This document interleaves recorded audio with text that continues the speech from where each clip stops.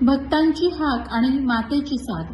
तब्बल 2 तपांनंतर शिळी ग्रामस्थांना श्री नवलादेवी मातेनं आपल्या जिवंत अस्तित्वाची प्रचिती दिली आहे। देव कुठे आहे असा प्रश्न विचारणाऱ्यांसाठी कोकणच्या मातीतील एक चमत्कारिक आणि डोळे दिपवणारी घटना आता समोर आली असून चराचरात सामावलेली शक्ती जेव्हा एखाद्या प्रसंगातून भक्ताला दर्शन देते तेव्हा विज्ञानापलीकडे जाऊन केवळ अढळ श्रद्धा उरते याचाच अनुभव सध्या राजापूर वासीय घेत आहेत। राजापूर शहरानजीक असलेल्या मौजेशीळ गावची ग्रामदेवता श्री नवलादेवी मातेनं तब्बल 23 वर्षांनंतर खुणेचा शोध घेत मी आजही तुमच्या पाठीशी खंबीरपणे उभी आहे अशी जणू जिवंत ग्वाहीच आपल्या भक्तांना दिली। विशेष म्हणजे गेल्या वर्षीच मातेच्या मंदिराचा जीर्णोद्धार सोहळा मोठ्या दिमाखात पार पडला होता।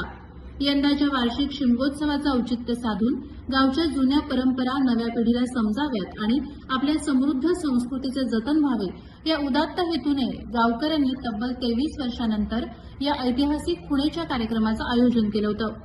या सोहळ्याचा थरार शुक्रवारी सकाळी मारुती मंदिर मळा येथे पाहायला मिळाला। सकाळच्या वातावरणात कमालीचा उत्साह आणि मनात थोडी धाकधूक होती। परंपरेनुसार आदल्या रात्री काही निवडक मंडळींनी गुप्तपणे एका ठिकाणी खड्डा खणून त्यात नारळ आणि फुलं लपवून ठेवली होती। सकाळी 9:18 ढोल ताशांच्या गजरात नवला देवीची पालखी नाचायला सुरुवात झाली आणि अवघा परिसर देवीच्या जयघोषात दुमदुमून गेला। सर्वांचे डोळे पालखीच्या हालचालींकडे लागले असतानाच सकाळी 9:28 म्हणजेच अवघ्या 10 मिनिटांच्या आत पालखीने नेमक्या त्या जागेचा वेध घेतला जिथे खूण लपवण्यात आली होती। पालखीने त्या जागी अचूक खूर मारला आणि ती विसावली।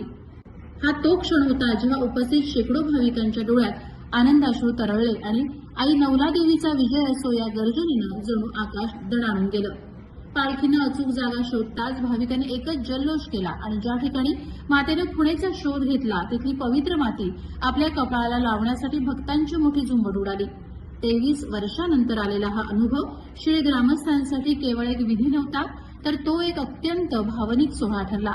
कोकणात साधारणपणे शिमगोत्सवानंतर खुणेची प्रथा असली तरी शिळ गावकऱ्यांनी उत्सवाच्या सुरुवातीलाच मातेचा आशीर्वाद घेत या मंगल कार्याचा श्री गणेशा केला। आधुनिक युगातील पिढीनेही आपल्या पूर्वजांनी जपलेली ही दैवी परंपरा आज आपल्या डोळ्यात साठवून घेतली असून जिथे तर्क संपतो तिथे श्रद्धा उभी राहते आणि आज शिळीच्या मातीत याच श्रद्धेचा विजय झालाय। प्रहार डिजिटलसाठी संतोष मुंडे, राजापूर।